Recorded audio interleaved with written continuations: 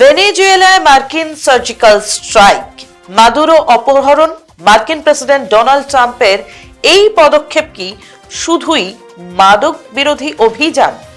কুখ্যাত Jeffrey Epstein file, যেখানে অনেক প্রভাবশালী মার্কিন নেতার নাম রয়েছে, সেখান থেকে জনগণের নজর ঘোরাতেই ট্রাম্পের কি এই যুদ্ধংদেহী পদক্ষেপ?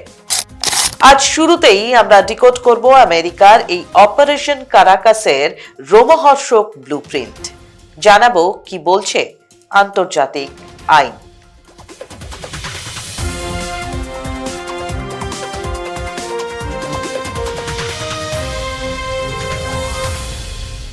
নমস্কার, আপনারা দেখছেন দৃষ্টিভঙ্গি। আমি মধুরিমা রয়েছি আপনাদের সঙ্গে। শুরু করছি আমাদের দৃষ্টিভঙ্গি। ভেনেজুয়েলায় মার্কিন সার্জিক্যাল স্ট্রাইক, মাদুরো অপহরণের আসল কারণ কি? ৩রা জানুয়ারি শনিবার ভোর ৪:২১ মার্কিন প্রেসিডেন্ট ডোনাল্ড ট্রাম্পের সোশ্যাল মিডিয়া প্ল্যাটফর্ম ট্রুথ সোশ্যালে সংক্ষিপ্ত অথচ বিস্ফোরক বার্তা, দুঃসাহসিক অভিযান চালিয়ে ভেনেজুয়েলার প্রেসিডেন্ট নিকোলাস মাদুরোকে বন্দী করা হয়েছে। এই ঘটনা কিন্তু হঠাৎ করে ঘটে যাওয়া কোনো অঘটন নয়। ওয়াশিংটনের পেন্টাগনের বন্ধ দরজার পেছনে মাদুরোকে উৎখাতের এই ব্লুপ্রিন্ট তৈরি হয়েছিল দীর্ঘ ৫ বছর আগে। সূত্রের খবর অনুযায়ী মার্কিন গোয়েন্দা সংস্থা সিআইএ এর একটি বিশেষ গোস্ট টিম গত বছরের অগস্ট মাস থেকেই মাদুরোর ঘনিষ্ঠ বৃত্তে মিশে গিয়েছিল। পরিস্থিতি এমন ছিল যে মাদুরো কখন ঘুমন, কখন খান, তার ব্যক্তিগত নিরাপত্তারক্ষীরাই বা কখন ডিউটি পরিবর্তন করেন, সমস্ত তথ্য প্রতি মুহূর্তে পাচার হচ্ছিল ওয়াশিংটনে। নিকোলাস মাদুরো নিজের প্রাসাদে বসে টেরও পাননি যে তার পাশের মানুষটি আসলে আমেরিকান চর। ৩রা জানুয়ারি স্থানীয় সময় রাত ১:০১ আকাশ কালো করে ধেয়ে আসে ১৫০টি মার্কিন যুদ্ধ বিমান। এর মধ্যে ছিল রাডারে ধরা না পড়া F-22 র্যাপ্টর, F-35 এবং B-1 বম্বার।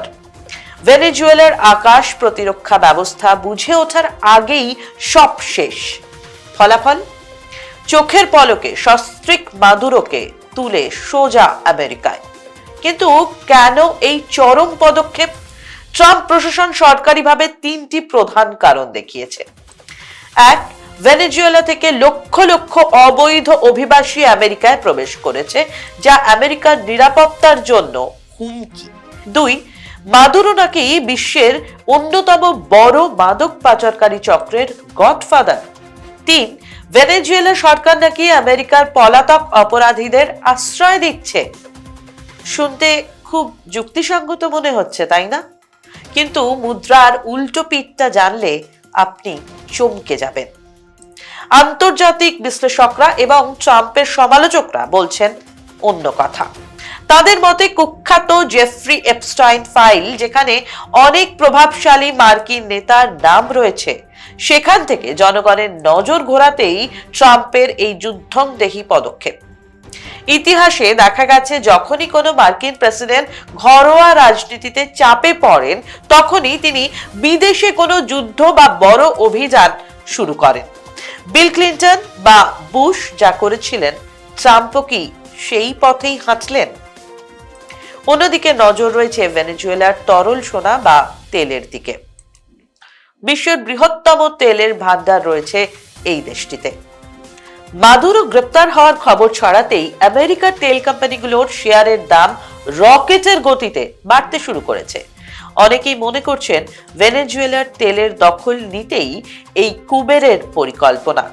গণতন্ত্র প্রতিষ্ঠা নয়, ব্যবসায় কি এখানে মূল উদ্দেশ্য? সবচেয়ে বড় প্রশ্ন, এই কাজ কি বৈধ? আন্তর্জাতিক আইন খুব পরিষ্কারভাবে বলছে না। রাষ্ট্রপুঞ্জের সনদের ২-৪ নম্বর অনুচ্ছেদ বলছে, কোন দেশ অন্য দেশের সার্বভৌমত্বে আঘাত হানতে পারে না। একজন ক্ষমতাসীন প্রেসিডেন্টকে তিনি যত বড় স্বৈরাচারী হন না কেন, এভাবে ভিনদেশী সেনাবাহিনী দিয়ে তুলে আনা আন্তর্জাতিক আইনে যুদ্ধ ঘোষণার শামিল। রাষ্ট্রপুঞ্জের মহাসচিব আন্তোনিও গুতেরেস ইতিমধ্যেই এই ঘটনায় গভীর উদ্বেগ প্রকাশ করেছেন। আমেরিকা এর আগেও 1989-এ পানামার ক্ষেত্রে একই কাজ করেছিল, যখন তারা ম্যানুয়েল নোরিয়েগাকে গ্রেপ্তার করে। কিন্তু বিশেষজ্ঞরা বলছেন 2026 সালে দাঁড়িয়ে এই প্রবণতা বিশ্বের জন্য অশনি সংকেত। আজ ভেনেজুয়েলা, কাল অন্য কোনো দেশ আন্তর্জাতিক আইনের তোয়াক্কা না করে যদি এভাবে গায়ের জোরে দেশের প্রধানদের অপহরণ করা হয়, তবে ছোট দেশগুলোর নিরাপত্তা কোথায়? এটি কি জঙ্গলরাজ বা মৎস্যন্যায় ফিরিয়ে আনা হচ্ছে না? মাদুরো দোষী কি নির্দোষ সেটা বিচারের ভার আদালতের, কিন্তু আমেরিকার এই মাসল পাওয়ার বা গায়ের জোর কি আন্তর্জাতিক সম্পর্কের ভারসাম্য নষ্ট করে দিল না? গণতন্ত্রের মুখোশ পরে এই অপারেশন কি আসলে রাজনীতির এক নোংরা খেলা? আপনার কি মনে হয়? আজকের মতো আমাদের দৃষ্টিভঙ্গি এখানেই শেষ করছি। অন্যদিন অন্য কোনো বিষয় নিয়ে ফিরবো।